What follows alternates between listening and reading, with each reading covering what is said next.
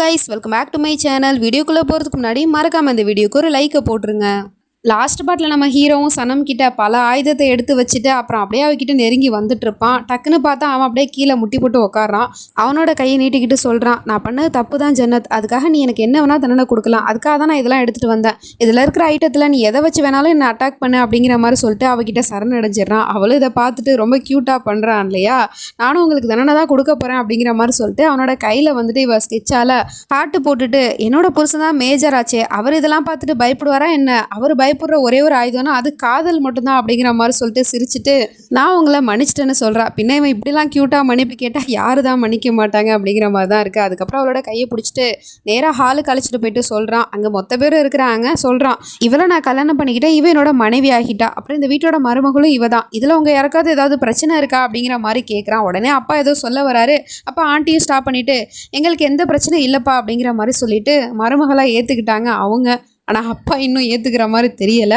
அதனால் அவர் தனியாக நிற்கிற நேரமாக பார்த்து மிஸ்பாவும் போயிட்டு அவர்கிட்ட சொல்கிறா, அதான் சாதியை ஒத்துக்கிட்டான்ல மாமா, அவள் தான் அவனோட மனைவின்னு, அப்புறம் நீங்கள் எதுக்காக அவளை இந்த வீட்டோட மருமகளாக ஏற்றுக்க மாட்டீங்க அப்படின்னு கேட்டால், அவளை எப்படிமா நான் ஏற்றுக்க முடியும், ஒன்றை தானே நான் இந்த வீட்டோட மருமகளை ஆக்க நினச்சேன் அப்படின்னு சொன்னால், நான் இந்த வீட்டோட மருமகளாக ஆகலைன்னா என்ன மாமா, நான் எப்போதும் உங்களோட பொண்ணு தானே, ப்ளீஸ் மாமா எனக்காக அவளை உங்கள் மருமகளாக ஏற்றுக்கங்க அப்படிங்கிற மாதிரி சொன்னதும், இவ்வளோ சொன்னதுக்கப்புறம் ஏற்றுக்காமல் இருப்பாரா, அதனால அவரும் ஏற்றுக்கிட்டாரு. அப்போ இவளும் சொல்கிறா, அப்போனா சரி நாளைக்கே ரிசப்ஷனை வச்சிடலாம், அப்போ தானே மொத்த பேருக்கும் தெரியும் சாத்துக்கு கல்யாணம் ஆயிடுச்சு அப்படிங்கிற மாதிரி சொன்னதும் அவரும் அதுக்கும் சரின்னு சொல்லிட்டாரு.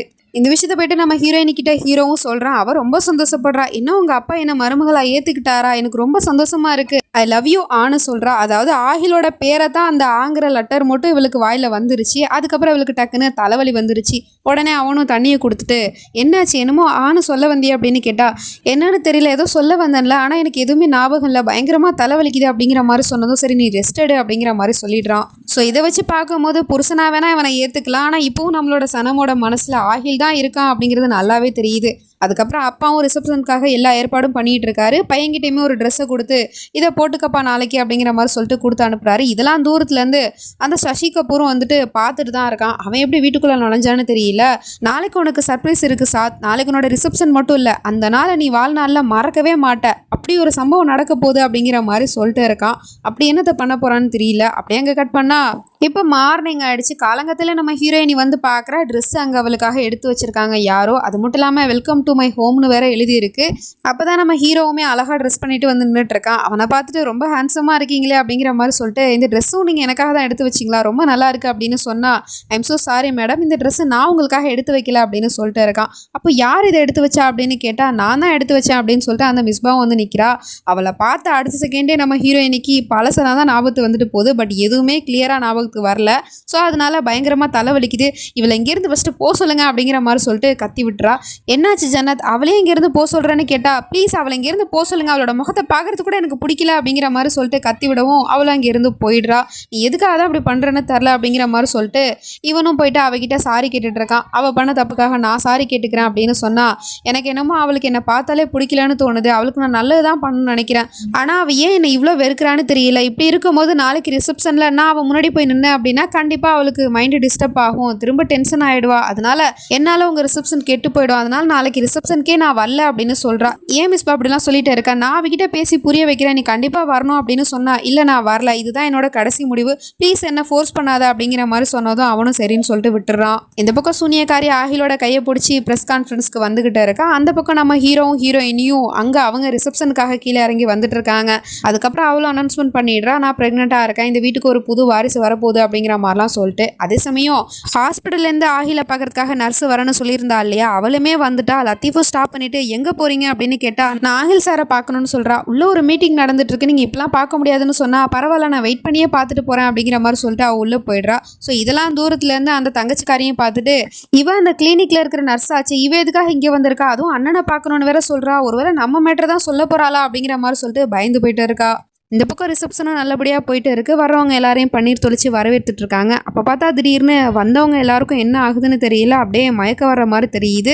நம்ம ஹீரோவும் தலை சுற்றி மயங்கி விழுந்துடுறான். பார்த்தா அங்கே இருக்கிற எல்லாருமே மயக்கம் போட்டு விழுந்திருக்காங்க. ரிசப்ஷனுக்கு வந்து அத்தனை பேரும் மயங்கிட்டாங்க. ஆனால் நம்ம ஹீரோயினிக்கு மட்டும் எதுவும் ஆகலை. அவளுக்கு லைட்டாக தலையை சுற்றுது, பட் இன்னும் மயங்கலை. அங்கே இருக்கிறவங்க எல்லாருக்குமே என்ன ஆச்சுன்னு தெரியலையே அப்படின்னு சொல்லிட்டு எல்லாரும் எழுப்பி விட்டுட்டு இருக்கா. நம்ம ஹீரோவை போய் எழுப்பினாலும் அவன் எழுந்திருக்க மாட்டேங்கிறான். அதுக்கப்புறம் தண்ணி தொளிச்சு எழுப்பலாம் அப்படின்னு சொல்லிட்டு தண்ணி எடுக்கிறதுக்காக அவன் இங்கேருந்து போயிடுறா. அவள் போன அடுத்த செகண்டே அந்த இடத்துக்கு அந்த சசி கபூரும் வரான். அவன் வந்து பார்த்துட்டு இது எல்லாமே அவனோட வேலை தான் போல, எப்படி இவங்க எல்லாரும் மயங்கிருக்காங்க அப்படின்னு பார்த்தா ரிசப்ஷனுக்கு வந்திருக்க எல்லாரையுமே பன்னீர் தொளிச்சு வரவேற்றிருப்பாங்க நம்ம ஹீரோ ஹீரோயினி உட்பட. அந்த பன்னீரில் ஏதோ மயக்க மருந்தை கலந்துருப்பான் போல, அதனால தான் மொத்த பேரும் மயங்கி கிடக்குறாங்க. இப்போ அவனோட முகத்தை வந்து ஓப்பன் பண்ணி காட்டுறான். பார்த்தா அது பையன் இல்லை பொண்ணு, ஏன்னா அவளுக்கு முடி இருக்கு. அந்த பொண்ணு வேற யாரும் இல்லை, அது இந்த மிஸ்பா தான், அதாவது நம்ம நீலாம்பரியோட பொண்ணு.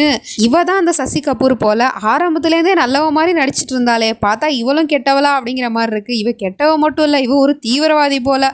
அதுக்கப்புறம் நம்ம ஹீரோவோட கழுத்தில் வந்து ஒரு லாக்கரோட சாவி வச்சிருப்பான். அந்த சாவியை வந்துட்டு எடுத்துட்டு அங்கே இருந்து போயிடுறா. அது என்னத்துக்கான சாவினா, நம்ம ஹீரோவோட ஃப்ரெண்டை வந்து இவ தான் கொண்டிருப்பா. எதுக்காகனா அந்த ஃப்ரெண்டுக்காரங்கிட்ட ஒரு பென்ட்ரைவ் வந்து ஒன்று மாட்டியிருக்கும். அந்த பென்ட்ரைவில் தான் சசி கபூருங்கிற இவளோட எல்லா விவரமே அதில் தான் இருக்கும். இவ உயிரோட தான் இருக்கா அப்படிங்கிற விஷயமே அதில் தான் இருக்கும். அந்த பென்ட்ரைவை கேட்டு தான் ஃப்ரெண்டுக்காரனை கொலை பண்ணியிருப்பா. ஆனால் அதுக்கப்புறமா நம்ம ஹீரோ வந்துட்டு ஃப்ரெண்டுக்காரனோட பாடியை வந்து பார்த்தான் இல்லையா, அப்போ அவனோட பாடியிலேருந்து அந்த பென்ட்ரைவ் வந்து அவன் எடுத்து வச்சுக்கிட்டான். அந்த பென்ட்ரைவ் வந்து அந்த லாக்கரில் தான் இருக்குது. அந்த லாக்கரோட சாவி இப்போ இவகிட்ட இருக்குது. அந்த லாக்கரை ஓப்பன் பண்ணி அந்த பென்ட்ரைவ் எடுக்கிறதுக்காக தான் இவ போயிட்டு இருக்கா. இந்த பக்கம் அந்த நர்ஸு பொண்ணு ஆகிலா பார்க்கறதுக்காக வந்திருக்கா. அப்போ பார்த்தா பின்னாடியே தங்கச்சிக்காரையும் வந்துட்டு அந்த நர்ஸுக்கிட்ட என்ன பேசணும், நீங்கள் அண்ணனை தானே பார்க்கணும், எதுவாக இருந்தாலும் என்கிட்ட சொல்லுங்கள் அப்படின்னு சொன்னேன். இல்லை ஒரு முக்கியமான விஷயத்தை பற்றி நான் ஆகில் சார்கிட்ட தான் சொல்லணும், உங்ககிட்ட சொல்ல முடியாது அப்படிங்கிற மாதிரி சொல்லிட்டு ஆகில்கிட்ட தான் இந்த விஷயத்தை பற்றி பேசுவேன் அப்படிங்கிற மாதிரி பிடிவாதமாக நின்றுட்டு இருக்கா.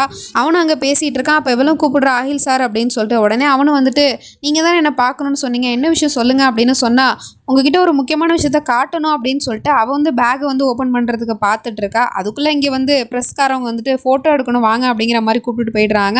அதுக்கப்புறம் அவனும் அங்கேருந்து போயிட்டு ஃபோட்டோவுக்கு போஸ்ட் கொடுக்கறதுக்கு போயிடுறான். அதுக்கப்புறம் இவளும் பேக்கை ஓப்பன் பண்ணி அந்த எக்ஸ்ரே ரிப்போர்ட்டை எடுத்துடுறா. எக்ஸ்ரே ரிப்போர்ட்டை காட்டுறதுக்காக தான் இவ்வளோ தூரம் வந்திருப்பான். ஆனால் ஆகில் மட்டும் தான் இங்கே தனியாக இருக்குன்னு நினச்சிட்டு தான் கொண்டு வந்திருப்பான். ஆனால் இங்கே பார்த்தா அந்த சூனியக்காரியுமே எதிர்த்தாப்புல நின்றுட்டு இருக்கா. அவளை பார்த்த உடனே பயந்துக்கிட்டு இவன் இங்கே இருக்காளா அப்படின்னு சொல்லிட்டு அந்த ரிப்போர்ட் எடுத்துகிட்டு அங்கேருந்து போயிடுறா. அதுக்கப்புறம் அந்த சூனியக்காரியை கூப்பிட்டு தங்கச்சியும் கேட்குறா, நீ என்னை ஏமாத்த பார்க்குறேன், என்னோட ப்ரெக்னன்சியை பற்றி அண்ணன்கிட்ட சொல்ல போறியா அப்படின்னு கேட்டால் நான் அப்படிலாம் எதுவும் பண்ணலையே அப்படின்னு சொல்கிறா. நீ வர சொல்லாமலாம் அந்த நர்ஸு பொண்ணு வீடு வரைக்கும் வந்திருக்கா அப்படிங்கிற மாதிரி சொன்னதும் அப்படின்னா அவள் கையில் ஏதோ ஒரு விஷயம் மாட்டியிருக்கு அப்படிங்கிற விஷயத்த இவளும் புரிஞ்சுக்கிட்டா. அந்த நர்ஸு பொண்ணு அந்த ரிப்போர்ட்டை தனியாக எடுத்துகிட்டு வந்து பார்த்துட்டு இருக்கா. அப்போ பார்த்தா எதிர்த்தாப்புல அந்த சூனியக்காரி வந்து நின்றுட்டுருக்கா. அவளை பார்த்த உடனே இவள் பயந்து போயிட்டா. என்ன கையில் வச்சிருக்கா குடு அப்படிங்கிற மாதிரி சொல்லிட்டு அதை வாங்கி பார்த்தவளுக்கு பயங்கரமான ஷாக்கு. இந்த ரிப்போர்ட்டை டாக்டர் பார்த்துட்டான் அப்படின்னு சொல்லிட்டு தான் அவனே கொண்டு இருப்பா. ஸோ இவளை பார்த்த உடனே சொல்கிறா, இந்த எக்ஸ்ரேவை பார்த்த டாக்டருக்கு என்ன ஆச்சுன்னு உனக்கு தெரியாதா, அவர் செத்து போயிட்டாரு, இப்போ அதே நிலைமை தான் உனக்கும் ஆக போகுது, நான் உன்னையும் கொல்ல போகிறேன் அப்படிங்கிற மாதிரி சொன்னதும் ப்ளீஸ் என்னை விட்டுருங்க, நான் இந்த விஷயத்தை பற்றி யாருக்கிட்டையுமே சொல்ல மாட்டேன் அப்படின்னு சொல்கிறா. அது எப்படி நான் உன்னை அவ்வளோ ஈஸியாக விட முடியும், இப்போ நீ எதுவும் சொல்ல மாட்டேன்னு சொல்லிட்டு போயிட்டு நாளை பின்ன வந்து நீ என்னை பற்றி சொல்லிட்டேன்னா அது எனக்கு தானே ஆபத்து, அதனால் நான் உன்னை உயிரோட விடுறதாவே இல்லை. இப்போ நீ என்ன பண்ணுறேன்னா இந்த கன்னை வாங்கி ஒன்றை நீயே சுட்டுக்கோ அப்படிங்கிற மாதிரி சொல்லிட்டு கண்ணால் வந்து அவளை முறைக்கிட்டா. அடுத்த செகண்டே அவளுக்கு என்ன ஆகுதுன்னு தெரில, அவளே தன்னைத்தானே சுட்டுக்கிட்டு இறந்து போயிடுறா. இந்த சவுண்டு கீழே இருக்கிற எல்லாருக்குமே கேட்டுருது. அதுக்கப்புறம் பார்த்தா ஒன்றுமே நடக்காத மாதிரி அந்த சூனியக்காரி அங்கேருந்து ஓடி போயிட்டு அகில் உடனே வாங்க அங்கே ஒரு பொண்ணு ஷூட் பண்ணி செத்து போயிட்டா அப்படிங்கிற மாதிரி சொன்னதும் எல்லாரும் ஓடி வந்து பார்க்குறாங்க. இந்த பொண்ணு இங்கே செத்து கிடக்குறா, தலையிலேருந்து ரத்தமாக ஓடி கிடக்குது. பிரஸ்காரவங்களாம் ஃபோட்டோ எடுக்க வந்தா ப்ளீஸ் ஃபோட்டோலாம் எடுக்காதீங்க இங்கேருந்து போங்க அப்படின்னு சொல்லிட்டு அவங்கள வரட்டி விட்டுட்டு போலீஸ்க்கு கால் பண்ண சொல்கிறான். அப்போ பார்த்தா அவளோட தலையிலேருந்து ரத்தம் வலியுது இல்லையா, அந்த ரத்தத்தில் தான் வந்து அந்த சூனியக்காரி நின்றுட்டு இருக்கா. தள்ளிப்போ ரத்தமாக இருக்குது, நீ ரூமுக்கு போயிட்டு ரெஸ்ட் எடு அப்படிங்கிற மாதிரி சொன்னதும் அவளும் அங்கேருந்து போயிடுறா. அப்போ நம்ம ஹீரோ கண்ணில் ஒரு விஷயம் மாட்டிடுது. என்னடானா இப்போ அவள் நடந்து போனா இல்லையா, அவள் நடந்து போகும்போது பாதை நேராக தானே இருக்கணும், ஆனால் இந்த பாதை வந்து திரும்பி இருக்கு. ஸோ அதை பார்க்கும்போது இவனுக்கு ஸ்ட்ரேஞ்சாக இருக்கு. அவள் ஏன் பின்னாடி தானே ஓடி வந்தா, அப்படி இருக்கும்போது பாதை இந்த பக்கமாக தானே இருக்கணும், ஆனால் திரும்பி இருக்கே அப்படிங்கிற மாதிரி யோசிச்சுட்டு இருக்கான். ஸோ அவள் பார்த்தா ஒரு சூனியக்காரி, ஸோ அதனால் அவளோட கால் வந்து திரும்பி தான் இருக்கும். இந்த விஷயம்லாம் நம்ம ஆகிலுக்கு எப்போ தெரிய போகுதுன்னு தெரியல, பட் டவுட் வந்துருச்சு. இதுக்கப்புறம் என்ன நடக்க போகுது அப்படிங்கிறதெல்லாம் நம்ம நெக்ஸ்ட் பார்ட்டில் தான் பார்த்து தெரிஞ்சுக்கணும். அது வரைக்கும் பை ஃப்ரெண்ட்ஸ்.